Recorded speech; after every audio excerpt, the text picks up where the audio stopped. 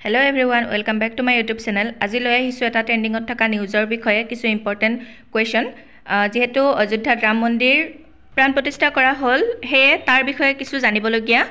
question আজি লৈ আহিছো বলক ভিডিওটো আৰম্ভ কৰো ফাৰ্স্ট কোৱেশ্চনটো হৈছে অযোধ্যাৰ ৰাম মন্দিৰৰ উচ্চতা কিমান ইয়াৰ উত্তৰ হৈছে 161 ফিট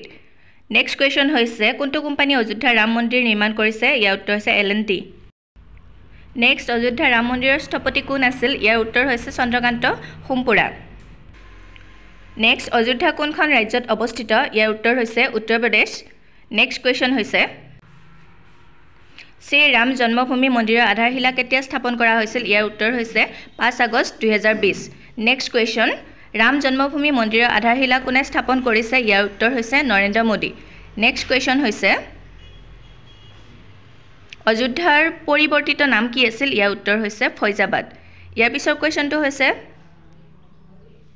অযোধ্যা বিবাদৰ শুনানি একেৰাহে কিমান দিন চলি আছিল ইয়াৰ উত্তৰ হৈছে 40 দিন নেক্সট কোৱেশ্চন অযোধ্যা কোনখন নদীৰ পাৰত অৱস্থিত ইয়াৰ উত্তৰ হৈছে সৰজু বা সৰিউ নেক্সট কোৱেশ্চন 1988 চনৰ মানচিত্ৰত অযোধ্যা ৰাম মন্দিৰৰ উচ্চতা কিমান আছিল ইয়াৰ উত্তৰ হৈছে 141 ফিট নেক্সট কিমান একৰ মাটিক লৈ অযোধ্যা বিবাদ আছিল ইয়াৰ উত্তৰ হৈছে 2.77 Next, Ajodhya বিবাদক লৈ কিমানখন বিচাৰপীঠে ৰায় দিছিল ইয়াৰ উত্তৰ হৈছে 5খন Next question, ন্যায়াধীশ ৰঞ্জন গগৈৰ বাহিৰে অযোধ্যা বিবাদৰ ৰায়দানৰ লগত জড়িত 4জন ন্যায়াধীশ কোন আছিল ইয়াৰ উত্তৰ হৈছে গোটেইকেইজন Next question, অযোধ্যা বিবাদৰ সিদ্ধান্তৰ পিছত মছজিদৰ বাবে কিমান মাটি দিয়া হৈছিল ইয়াৰ উত্তৰ হৈছে 5 একৰ Next question, অযোধ্যা বিবাদৰ সিদ্ধান্ত কাৰ পক্ষত আছিল ইয়াৰ উত্তৰ হৈছে ৰাম জন্মভূমি ট্ৰাষ্ট Next question অযোধ্যাত অৱস্থিত মছজিদটোৰ নাম কি আছিল ইয়াৰ উত্তৰ হৈছে বাবৰি মছজিদ Next question অযোধ্যা বিবাদৰ চূড়ান্ত ৰায় উচ্চতম ন্যায়ালয়ে কেতিয়া দিছিল ইয়াৰ উত্তৰ হৈছে 9 নৱেম্বৰ 2019 Next উত্তৰ প্ৰদেশৰ মুখ্যমন্ত্ৰী কোন ইয়াৰ উত্তৰ হৈছে যোগী আদিত্যনাথ Next question ৰাম মন্দিৰৰ ভূমি পূজন কেতিয়া অনুষ্ঠিত হৈছিল ইয়াৰ উত্তৰ হৈছে 2020 চনৰ 5 আগষ্ট তাৰিখে Next, Sri Ramor জন্মস্থান অযোধ্যা কি আন নামেৰে জনা যায় ইয়াৰ উত্তৰ হৈছে সাকেত Next, ৰাম মন্দিৰত কিমান স্তম্ভ থাকিব ইয়াৰ উত্তৰ হৈছে 392 টা Next question ৰাম মন্দিৰত কিমান মণ্ডপ আছে ইয়াৰ উত্তৰ হৈছে 5টা মণ্ডপ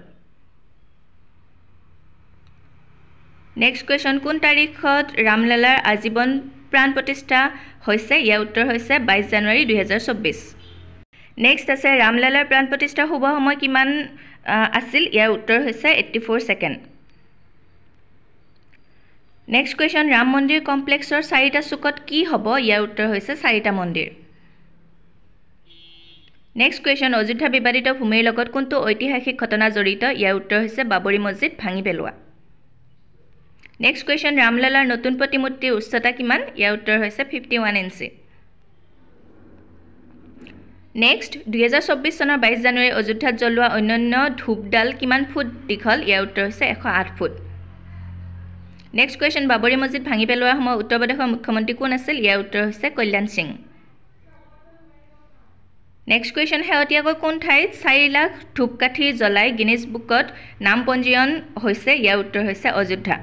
আৰু আজিৰ ভিডিওটোত ইমানে আছিল ভিডিওটো চাই যদি আপোনালোকে ভাল পালে তেনেহলে লাইক কমেন্ট আৰু শেয়াৰ কৰিব আৰু যদি হে মোৰ চেনেলটোত আপোনালোক নতুন হয় তেনেহলে সাবস্ক্ৰাইব কৰিবলৈ একেবাৰে নাপাহৰিব ভিডিওটো চোৱাৰ বাবে আপোনালোকক বহুত বহুত ধন্যবাদ